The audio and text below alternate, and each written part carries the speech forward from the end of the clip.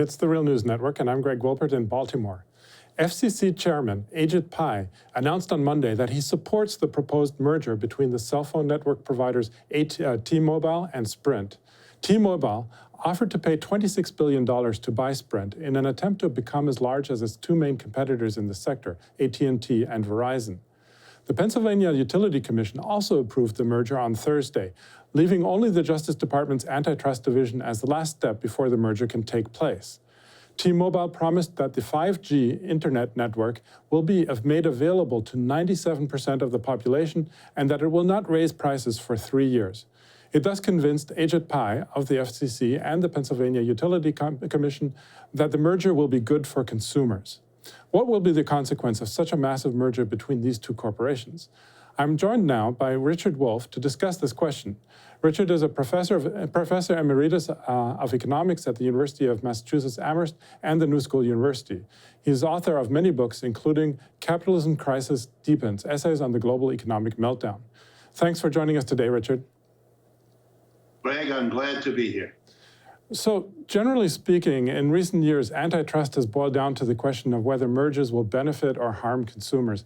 Now, FCC Chair Ajit Pai makes a pretty strong case, I would say, that the T-Mobile-Sprint merger will benefit consumers since they promise to roll out fifth-generation high-speed internet connectivity, known as 5G, and also to freeze prices for the next 3 years.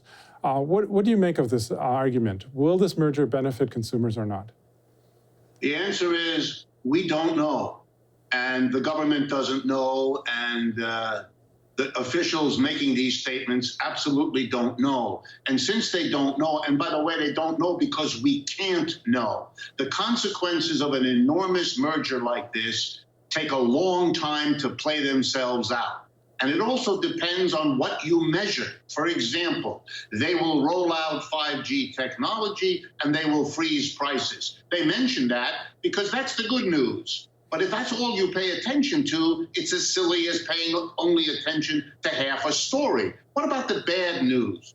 Here's some examples. There will be thousands of people whose jobs are lost. What happens to them? Their families? What happens to the communities in which those people live? What happens to the reduced taxes likely to be paid by the merged entity when compared with the two separate ones? What's likely to happen after the 3-year freeze is over and they jack up the prices? Why? Because there's many fewer competitors. So they don't know the answers to that. They don't want us to ask that question. And so they say these nonsensical things about it will benefit the consumer.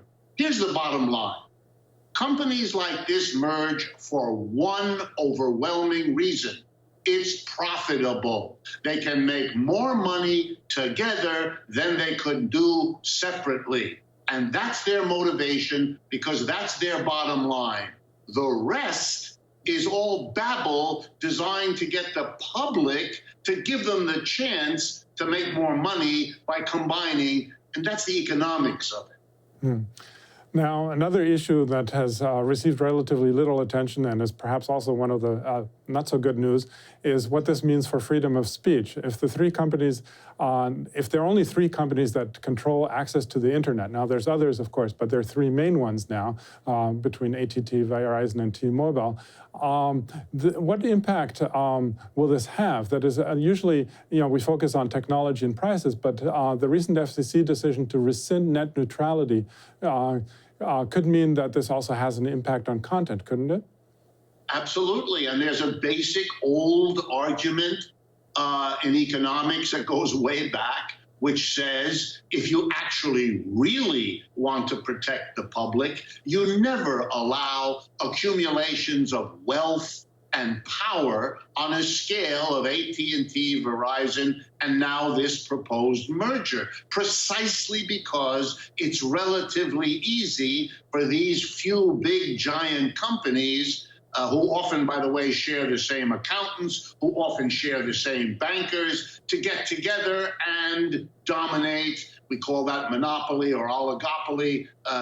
Those are technical distinctions. But no, this is not a good idea. It's why in other societies, when you have this tendency to agglomerate, which capitalism has had from the beginning, You know, the celebration of competition always struck me as bizarre because one wins and the other one loses. That's what competition is about. But the winner eats, absorbs, buys what remains of the loser. So many become few, and then they have the market power, which they lacked as competitors, and the notion that they're not going to use it to enhance their strength, their profitability, and their power, but are rather going to benefit the consumer requires a level of naivete that I'm hopeful your viewers will not share. Now, in theory, the three agencies that are approving of this, or might still approve it, is the FCC, the Justice Department, and the Pennsylvania Utility Commission. They're all supposed to protect the public interest and consumers. Now, are they? And if not, why not? What is going on? Well, you know, the issue here is also as old as Methuselah. Once you have this kind of money concentrated in a few hands, in this case, tens of billions of dollars, then it becomes childishly easy to demonstrate that politicians with career objectives do not want to get on the wrong side of anything this big and this powerful. They want friends to move up in the political ladder of Pennsylvania, in the political ladder of the federal government, you name it.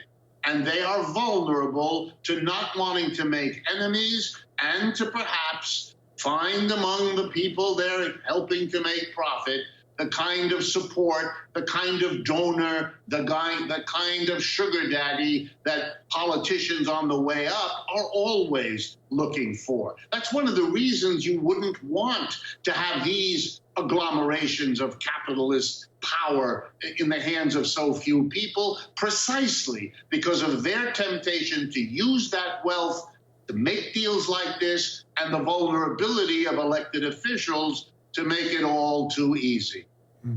Now, finally, some have speculated that the gradual approval of this merger is related to the Trump administration's moves against China's Huawei, which is currently the world's foremost company for 5G technology.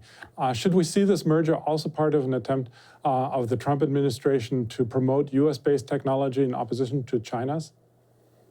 I don't really think so. Let me tell you why. Most of the statements and limits placed on Huawei by the Trump administration are, in the judgment of most observers, political theater aimed at his base, aimed to portray him as the tough leader who is really sticking it to the Chinese who have taken advantage of us. This is melodrama when it doesn't slide into comedy. And let me give you the simplest explanations. To take seriously the idea that Huawei is a national security danger, which Mr. Trump said, would put into jeopardy mostly American companies. Why? Because in the telecommunications field, it's mostly American companies around the world. Every one of those companies has probably a closer relationship with American intelligence agencies and the American government than Huawei has with the Chinese government. You're setting a bizarre precedent if you actually mean this. And then yesterday, Mr. Trump really exposed it by saying if he can get a deal with China, he'll let the Huawei thing go away. Oh, wonderful. National security endangered one week, national security not endangered the next week. It's a game, and I don't think what's going on in terms of the real issues of our time, including the T-Mobile Sprint merger, are really much connected. This is really popular theater, a little bit like the Mueller report, in order to get those folks juices going in their political supporters. It's not about a real economic situation. Okay. Well, we're going to leave it there for now. I'm speaking to Richard Wolff, Professor Emeritus at the University of Massachusetts Amherst and New School University. Thanks again, Richard, for having joined us today. My pleasure, Greg. Thank you. And thank you for joining the Real News Network.